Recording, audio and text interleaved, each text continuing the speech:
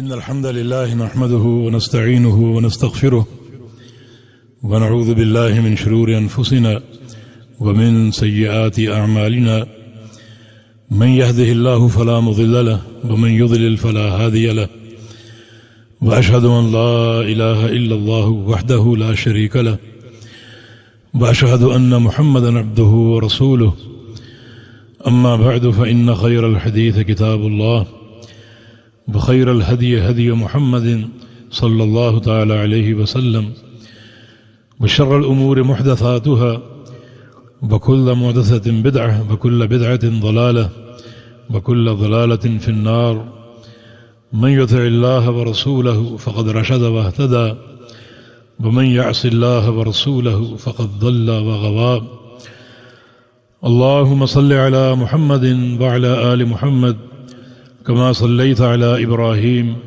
وعلى آل إبراهيم إنك حميد مجيد اللهم بارك على محمد وعلى آل محمد كما باركت على إبراهيم وعلى آل إبراهيم إنك حميد مجيد سبحانك لا علم لنا إلا ما علمتنا إنك أنت العليم الحكيم رب اشرح لي صدري ويسر لي أمري واحلل عقدة من لساني يفقه قولي لقد قال الله سبحانه وتعالى والذين يمسكون بالكتاب وأقاموا الصلاة إنا لا نضيع أجر المصلحين فضيلة الشيخ الفاضل عبد الله عبد الحميد حفظه الله تعالى مدیر مرکز الفرقان و دیگر تمام اخوان سامعین حضرات، سب سے پہلے مرکز الفرقان اور اس کی انتظامیہ کو مبارکباد دیتا ہوں کہ انہوں نے اس دورے کا اہتمام کیا، اور دوسری مبارکباد یہ کہ دورے میں کتاب التوحید جیسی عظیم کتاب کا انتخاب کیا۔ یہ کتاب عقیدہ توحید میں اپنی مثال آپ ہے، اور ایک منفرد کتاب ہے۔ جو اس کتاب کا اسلوب ہے وہ دیگر کتب میں نظر نہیں آتا، یہ بار بار پڑھی جائے، بار بار سنی جائے، بلکہ ہر گلی میں اس کتاب کا درس ہو تاکہ لوگ اس سے زیادہ مستفید ہو سکیں۔ پھر آپ کو بھی مبارکباد دوں گا کہ آپ اس دورے کے لیے تشریف لائے، اور انشاءاللہ تشریف لاتے رہیں گے تاکہ اللہ کی توفیق سے ہم بڑے اختصار کے ساتھ اس کتاب کو مکمل کر سکیں، اور جو بنیادی عقیدے کے مسائل ہیں انہیں سمجھ سکیں۔ سب سے پہلے ضروری ہے کہ میں اس کتاب کے مؤلف الامام المجدد محمد بن عبد الوہاب رحمہ اللہ کی طرف اپنی سند پہنچا دوں، تاکہ اس سند کا اتصال ہمارے لیے واضح ہو جائے، اور اللہ کی توفیق سے اس سند میں آپ بھی شامل ہو جائیں۔ سند اس امت کا میزہ ہے، اس امت کا امتیاز ہے۔ عبداللہ بن مبارک کا قول ہے الاسناد من الدین ولولا الاسناد لقال من شاء ما شاء۔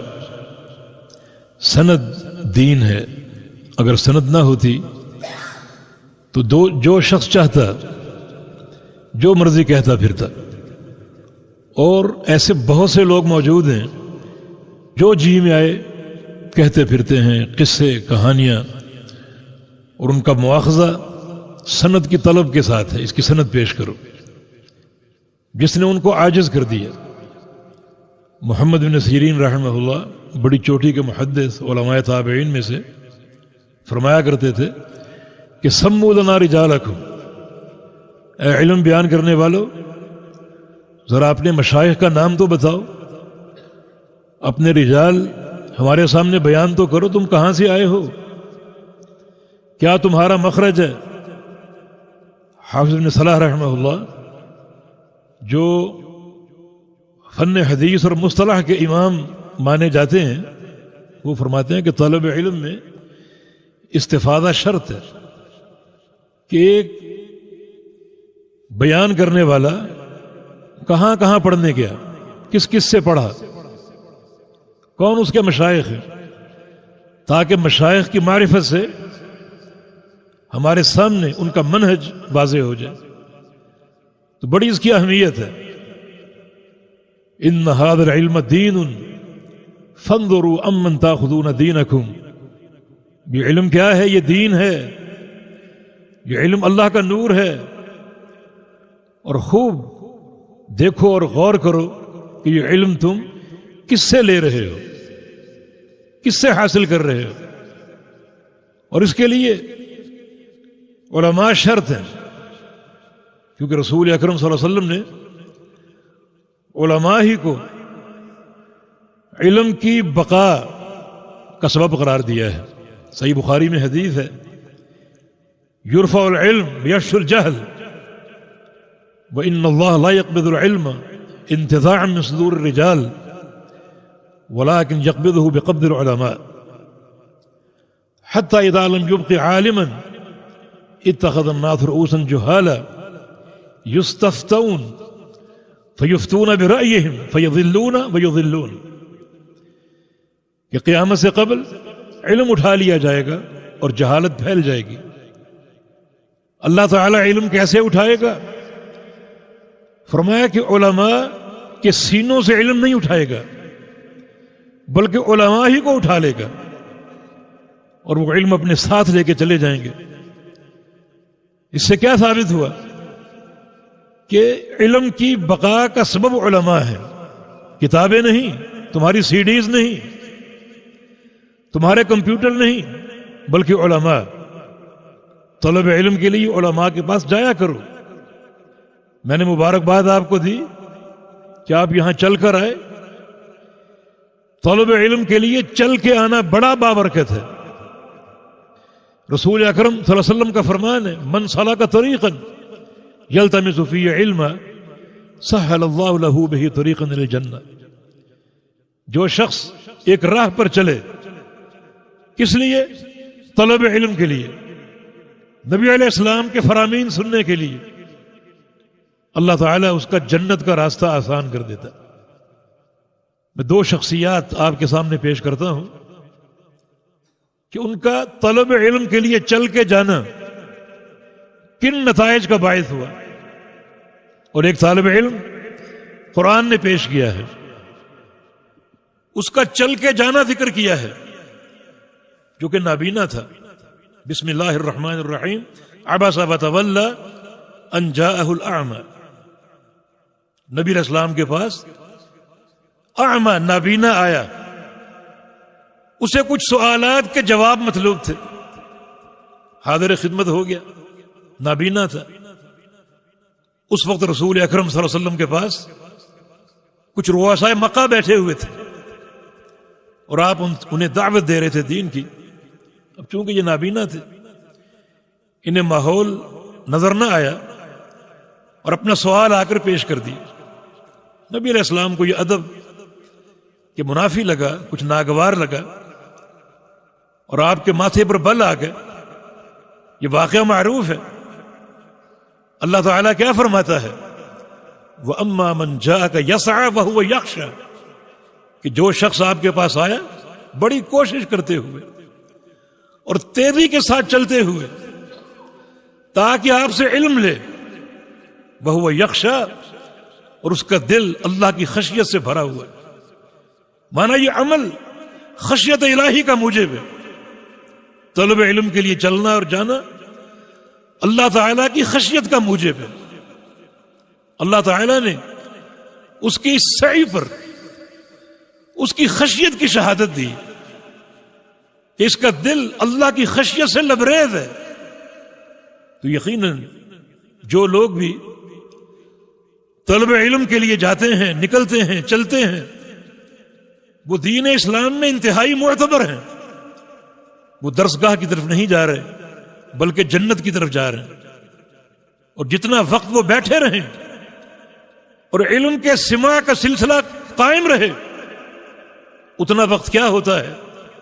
وہی جو پیغمبر علیہ السلام نے فرمایا، ما جلس قوم فی بیت من بیوت اللہ یقرؤون القرآن ویتدارسونہ بینہم الا حفتہم الملائکہ وغشیتہم الرحمہ وذکرہم اللہ فی من عندہ، کہ جو لوگ اللہ کے کسی گھر میں بیٹھ جائیں اور علم کا مذاکرہ شروع ہو جائے، قرآن و حدیث کی تعلیم شروع ہو جائے، جب تک بیٹھے رہیں گے اللہ تعالیٰ کی رحمت انہیں ڈھانپے رہے گی، فرشتے اپنے پروں کا سایہ کریں گے، اور اللہ تعالیٰ ایک ایک شخص کا نام لے کر اپنے فرشتوں کے سامنے اس کا ذکر کرے گا، دیکھو فلاں بھی ہے، فلاں بھی ہے، اور فلاں بھی ہے۔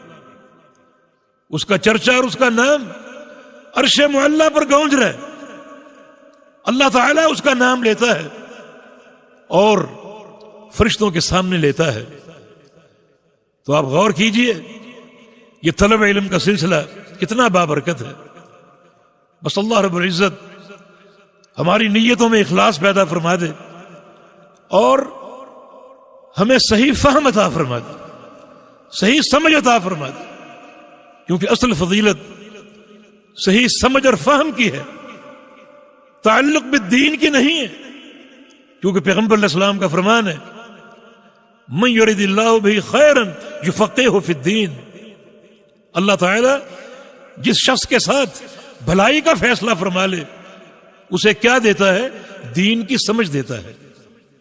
ہمارے ملکوں میں دین کے ساتھ جذباتی تعلق ہے مگر فہم نہیں ہے، نبی علیہ السلام کی حرمت کے نام پر کٹ مرنے کے لیے تیار ہوں گے مگر پیغمبر علیہ السلام کی سنت پر عمل کی توفیق نہیں، تو دین ان جذبات کا نام نہیں ہے۔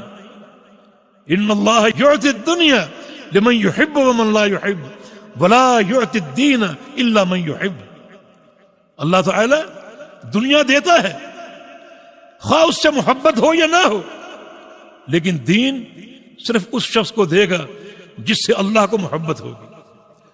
تو طلب علم کا راستہ اللہ تعالیٰ کی محبت کا راستہ ہے، اور اگر یہ علم کتاب و سنت کی اتباع کا ہو تو وہ بندہ یقیناً اللہ تعالیٰ کا محبوب بن جاتا ہے، کیونکہ پروردگار کا فرمان ہے، قل ان کنتم تحبون اللہ فاتبعونی یحببکم اللہ، اے پیغمبر کہہ دیجئے اگر تم اللہ تعالیٰ کی محبت کے دعوے دار ہو یا اللہ تعالیٰ کی محبت کے طلبگار ہو تو اس کا ایک ہی راستہ ہے، ایک ہی سبیل ہے، اور وہ یہ ہے کہ میری اتباع کرو، یعنی محمد الرسول اللہ صلی اللہ علیہ وسلم کی اتباع کرو۔ تو اللہ رب العزت اس سلسلے کو بابرکت بنا دے، اس کی تکمیل کی توفیق عطا فرما دے، اور صحیح فہم توحید کا اور عقیدے کا ہمیں عطا فرما دے۔ یہ جو آپ نے پوسٹر شائع کیے ہیں ان پر بات کرنا ضروری ہے، کیونکہ آپ نے القاب میں غلو کیا ہے، علامہ اور محدث جیسے القاب یہ مناسب نہیں ہے، اور میری تو یہ خواہش ہے کہ میں طالب علم ہی رہوں اور طلباء کے ساتھ ہی رہوں، اور کل قیامت کے دن طلباء کے ساتھ ہی میرا حشر ہو۔ طلبۃ العلم کے بڑے فضائل ہیں، بڑے ان کے مناقب ہیں، بڑے ان کے درجات ہیں۔ تو اللہ تعالی ہمیں صحیح سبیل پر اور صحیح سنت پر اور صحیح منہج پر قائم رکھے۔ ہم نے سند کا ذکر کیا ہے، ہمارے شیخ العرب والعجم علامہ بدیع الدین شاہ راشدی رحمہ اللہ، ان کے بہت سے مشائخ میں سے ایک شیخ عبد الحق الہاشمی، جو مکہ مکرمہ حرم کے مدرس تھے اور وہیں ہجرت کر کے آئے اور فوت ہوئے، وہ ان کے شیخ ہیں۔ اس کے علاوہ ہمارے ایک اور شیخ محدث جلال پور پیر والا ملتان، شیخ سلطان محمود رحمہ اللہ، ان سے ہم کو اجازہ حاصل ہے، اور ان کے شیخ بھی شیخ عبد الحق ہاشمی المکی رحمہ اللہ ہیں۔ شیخ عبد الحق ہاشمی رحمہ اللہ، ان کا تلمذ عراق کے محدث شیخ احمد بن عبداللہ بن سالم العراقی سے قائم اور حاصل ہے، یہ ان کے شاگرد ہیں۔ اور شیخ احمد العراقی یہ شاگرد ہیں شیخ عبد الرحمن ابن حسن رحمہ اللہ کے، جو شیخ الاسلام محمد بن عبد الوہاب رحمہ اللہ کے پوتے ہیں۔ اور شیخ عبد الرحمن اپنے دادا کے شاگرد ہیں، یعنی شیخ الاسلام کے، شیخ محمد کے رحمہ اللہ۔ تو اس طرح ہماری سند کا اتصال شیخ سے ثابت ہے، اور آپ اس سماع میں اس سند میں شامل ہو چکے ہیں۔ انشاءاللہ سند میں شامل ہونا ایک بڑے فخر اور تمیز کی بات ہے۔ اللہ تعالی ہمیں اس مقام کے تحفظ کی توفیق عطا فرما دے۔ کتاب التوحید نام سے ظاہر ہے، یہ توحید کی کتاب ہے، اس میں توحید کے مسائل ہیں، اور جس انفرادیت کے ساتھ توحید کے ابواب قائم کیے گئے ہیں، یہ طریقہ کسی اور کتاب میں موجود نہیں۔ ہم نے اپنے سندھ میں بہت سے علماء اور دعات پر یہ ذمہ داری لگائی ہے کہ اپنے اپنے حلقوں میں اس کتاب کے درس کا اہتمام کریں، اور اس کا خوب درس ہونا چاہیے، خوب اس کا درس ہونا چاہیے، تاکہ ان مسائل کا صحیح ادراک اور صحیح فہم حاصل ہو جائے۔ کیونکہ اللہ کے بندو، توحید کے بغیر گزارا نہیں۔ اللہ پاک کا فرمان ہے وَمَن يَكْفُرْ بِالْإِيمَانِ فَقَدْ حَبِطَ عَمَلُهُ، جو شخص ایمان کا انکار کر بیٹھے اس کے سارے عمل برباد ہیں۔ اور ایمان کیا ہے؟ ایمان میں سر فہرست اللہ تعالیٰ پر ایمان لانا ہے۔ الایمان ان تؤمن باللہ۔ بلکہ نبی علیہ السلام سے پوچھا گیا، صحیح بخاری کی حدیث ہے، ای العمل افضل یا رسول اللہ، کہ یا رسول اللہ صلی اللہ علیہ وسلم سب سے افضل عمل کون سا ہے؟ تو رسول کریم صلی اللہ علیہ وسلم نے ارشاد فرمایا، ایمان باللہ، اللہ پر ایمان لانا سب سے افضل عمل۔ اس سے یہ بات بھی سمجھیے کہ ایمان کو عمل کہا گیا ہے، بلکہ سب سے افضل عمل قرار دیا گیا ہے۔ اور پیغمبر علیہ السلام کی ایک اور حدیث ہے کہ انما الاعمال بالنیات، کہ سارے اعمال کی صحت اور قبولیت انسان کی نیت پر ہے۔ اکثر لوگوں سے پوچھا جاتا ہے کہ آپ مسلمان کیوں ہیں، مومن کیوں ہیں؟ ان کا جواب ہوتا ہے کیونکہ ہمارے باپ دادا مسلمان ہیں، ہمارا گھرانہ مومن ہے۔ یہ جواب غلط ہے۔ جو نیت مستقیمہ ہے اس کے خلاف ہے۔ ایمان سب سے افضل عمل، اور یہ بیکار نیت یہاں نہیں چل سکے گی۔ ایمان پر عمل کرنا، ایمان کے تقاضوں کو پورا کرنا دین اسلام کی سب سے اہم بنیاد ہے۔ اور اگر اس کو آباء و اجداد کی پیروی پر ڈال دیا جائے تو یہ عمل بھی غلط ہے، نیت بھی غلط ہے۔ ہم مومن کیوں ہیں، مسلمان کیوں ہیں؟ اس لیے کہ ایمان لانا، اسلام قبول کرنا اللہ کا آرڈر، میرے پروردگار کا امر ہے، جس کی تعمیل کرنا ضروری۔ تو اکثر لوگ اپنے مسلمان ہونے کی مقصدیت ہی میں خطا کے مرتکب ہیں، اور ہر عمل میں اپنی برادری اور آباء اجداد کی پیروی کو ترجیح دیتے ہیں۔ اس کتاب میں آپ پڑھیں گے کہ یہ گوشہ بھی شرک ہے۔ سچی توحید کا فہم حاصل کیجیے۔ پیارے پیغمبر محمد رسول اللہ صلی اللہ علیہ وسلم، ان کا ایک تعارف آپ کے صحابی جناب عبداللہ بن مسعود رضی اللہ عنہ کراتے ہیں، اور میں سمجھتا ہوں کہ پیغمبر علیہ السلام کی اتباع میں یہ ایک ہی حدیث کافی اور بڑی اہم ہے۔ فرماتے ہیں کہ اعطی نبیکم صلی اللہ تعالی علیہ وسلم فواتح الخیر وجوامعہ وخواتمہ، تمہارے نبی محمد الرسول اللہ صلی اللہ علیہ وسلم کو اللہ تعالی نے تین چیزیں دی ہیں۔ آپ کے فرامین، آپ کی سنتوں اور آپ کی حدیثوں کا تمیز تین چیزیں ہیں۔ ایک یہ کہ آپ کے فرامین خیر کے فواتح ہیں. فواتح جمع ہے فاتحۃ، اور فاتحہ کا معنی کھولنے والے.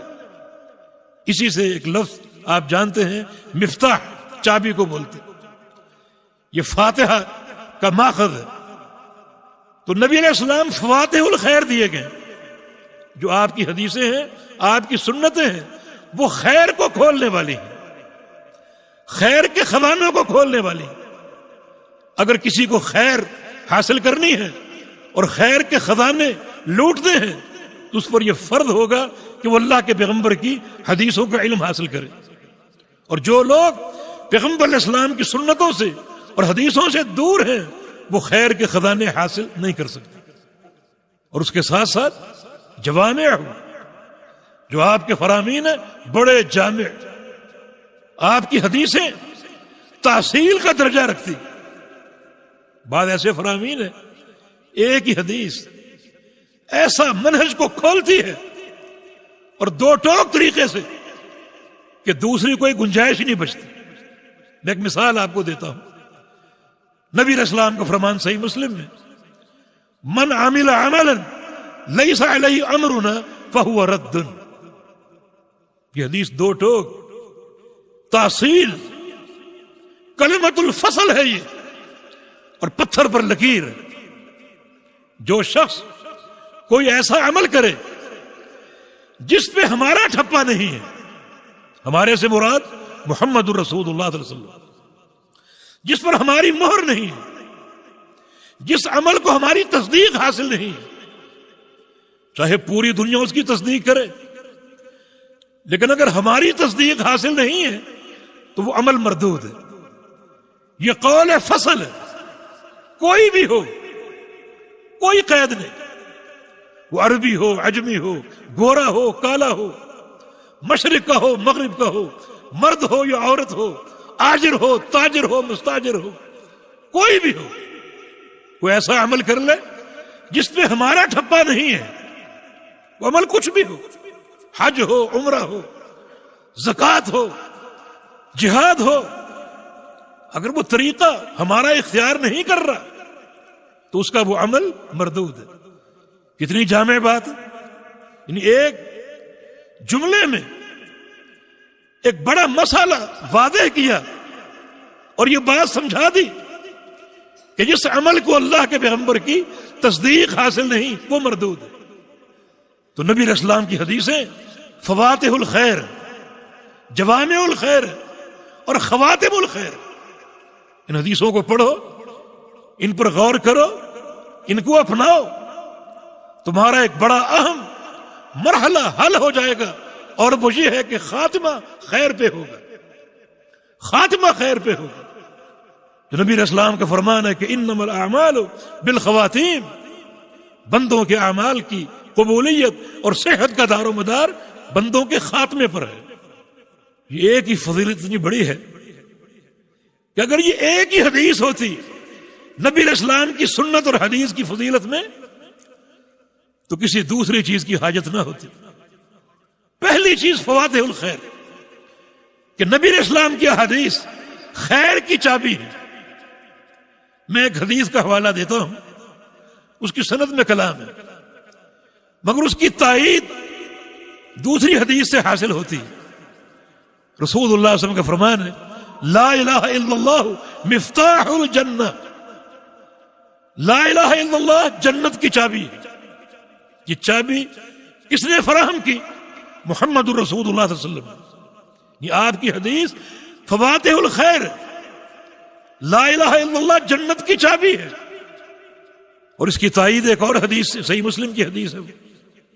نبی علیہ السلام کا فرمان ہے ما من عبد توضا ثم قال اشهد ان لا الہ الا اللہ وحدہ لا شریک لہ واشهد ان محمدا عبدہ ورسولہ فتحت له ابواب الجنۃ الثمانیہ من ایہا شاء دخل. جو بندہ اچھے طریقے سے وضو کر لے اور پھر یہ کلمہ توحید ادا کرے، اشہد ان لا الہ الا اللہ، میں گواہی دیتا ہوں کہ اللہ کے سوا کوئی معبود نہیں، وہی لا الہ الا اللہ مفتاح الجنہ، یہ کلمہ توحید ادا کرے اور تاکید کے ساتھ ادا کرے، وحدہ، وہ اکیلا ہے، لا شریک لہ، اس کا کوئی شریک نہیں، یہ کلمہ پڑھ لے، فرمایا کہ فتحت لہ ابواب الجنت الثمانیہ، اس کے لیے جنت کے 8 دروازے کھول دیے جائیں، من ایہا شاء دخل، جہاں سے چاہے داخل ہو جائے۔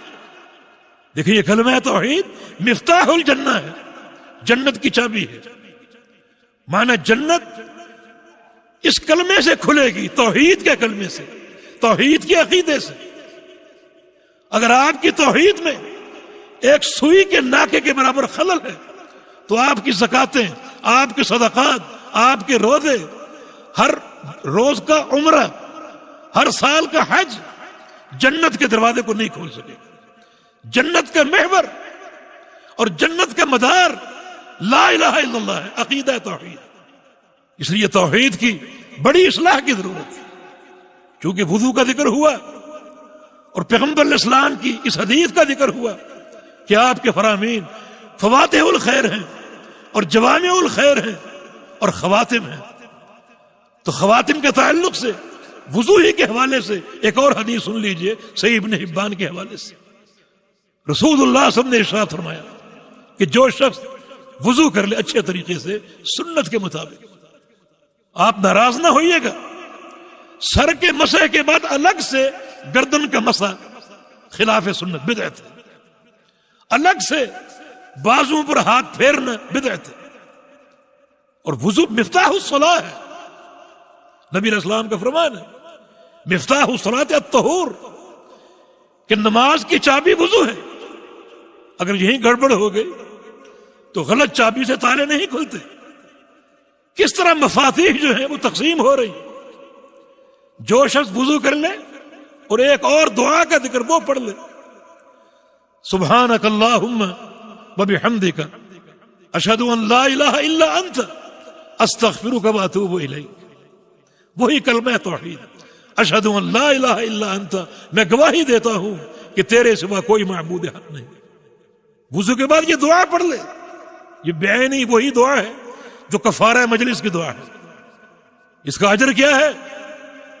دیکھیں خواتم الخیر، اس کا اجر یہ ہے کہ اللہ رب العزت آپ کی اس دعا کو، حدیث میں سخت کے الفاظ ہیں، ایک قیمتی کاغذ پر لکھوائے گا، بڑی اعلیٰ دستاویز پر یہ کلمات لکھائے گا اور پھر اپنی مہر لگا دے گا۔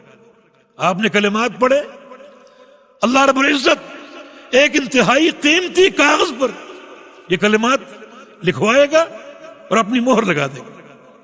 آگے کیا فرمایا؟ فلم تکسر الی یوم القیامہ، اس مہر کو قیامت تک کوئی توڑ نہیں سکے گا۔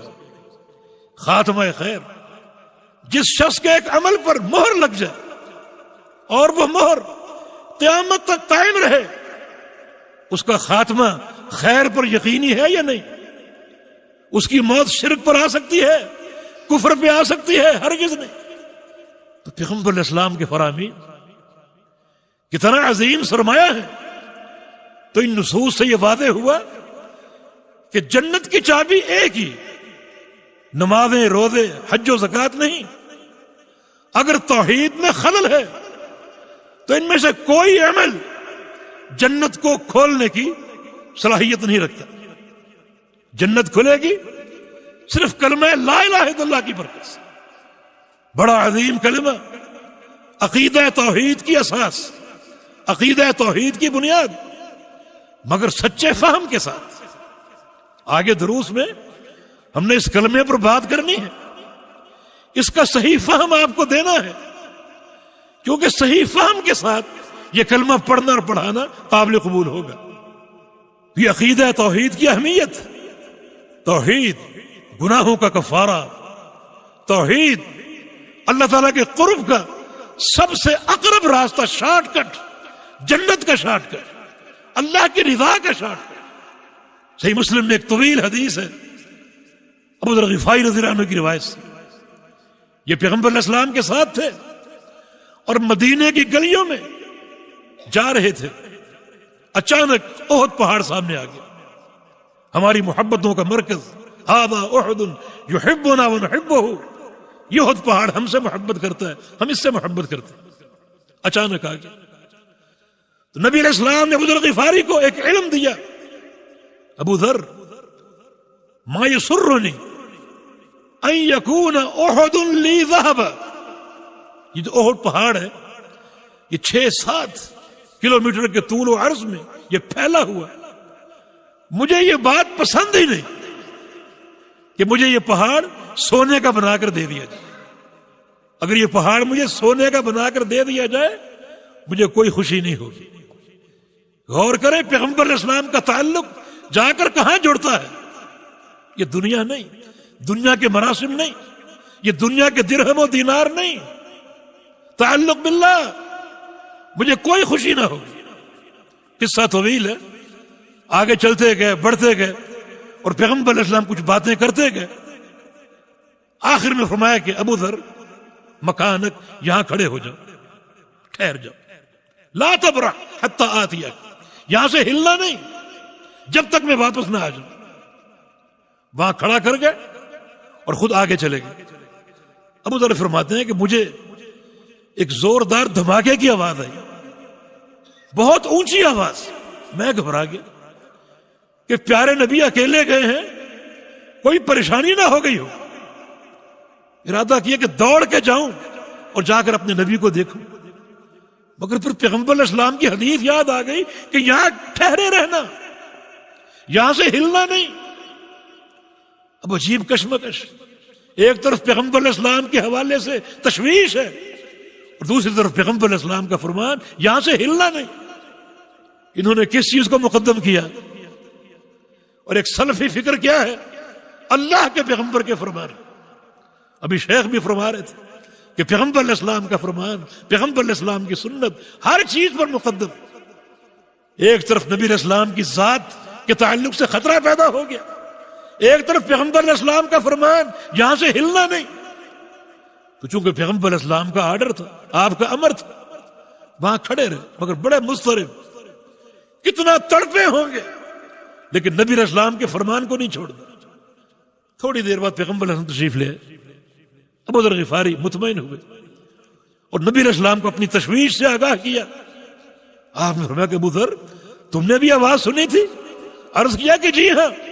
فرمایا کہ ذالک جبریل، یہ جبریل امین تھے، بار بار آتے تھے، مگر آج ایک منفرد انداز سے آئے، بڑا شور کر کے، ایک دھماکہ سا کر کے، کیونکہ ایک بڑا اہم پیغام اللہ کی طرف سے لائے تھے۔ اس اہم پیغام کو سنانے کے لیے جبریل امین معمول کی طرح آرام سے نہیں آئے، بلکہ ایک شور کے ساتھ آئے، اس پیغام کی اہمیت اجاگر کرنے کے لیے۔ وہ پیغام کیا تھا؟ ابو ذر غفاری سراپا اشتیاق بن کے اس فرمان کو سننے کے لیے تیار ہو گئے۔ رسول اللہ صلی اللہ علیہ وسلم نے ارشاد فرمایا کہ ابو ذر آج اللہ نے پیغام یہ بھیجا ہے، من مات من امتک لا یشرک باللہ شیئا دخل الجنہ، کہ آپ کی امت کا ہر وہ فرد اس حال میں مر جائے کہ اس نے شرک نہ کیا ہو، وہ جنت میں داخل ہو جائے، وہ جنتی، وہ جنتی۔ ابو ذر غفاری نے ایک سوال کر لیا، بڑا اہم سوال، وَإِن زَنَا وَإِن سَرَقَ، خواہ وہ شخص زنا کرے، چوری کرے، پھر بھی فرمایا کہ وَإِن زَنَا وَإِن سَرَقَ، ہاں خواہ وہ زنا کا ارتکاب کرے، خواہ وہ چوری کا ارتکاب کرے، پھر بھی اگر وہ گناہ کرتا ہے، اول تو گناہ نہیں کرے گا، عقیدہ توحید بندے کو اللہ کی خشیت سے بھر دیتا ہے، اور یہ تعلق باللہ اللہ کے خوف کا ذریعہ ہے۔ ایسا بندہ گناہ کا ارتکاب نہیں کرتا، اگر ہو جائے تو اللہ تعالیٰ اس کو توبہ کی توفیق دیتا ہے، اور اگر وہ توبہ بھی نہ کر سکا تو کل قیامت کے دن اس کا معاملہ اللہ کے سامنے ہوگا، اللہ کی مشیت کے تحت، کہ چاہے تو اس کو ان گناہوں کی سزا دے دے، اور چاہے اس کی انتہائی قوی اور ٹھوس توحید کی بنا پر ان گناہوں کو معافی کر دے اور ابتداءً کسی عذاب کے بغیر جنت میں داخل کر دے۔ یہ توحید کی عظمت ہے کہ یہاں ابتداءً بخشش کا امکان ہے، یہ توحید کی طاقت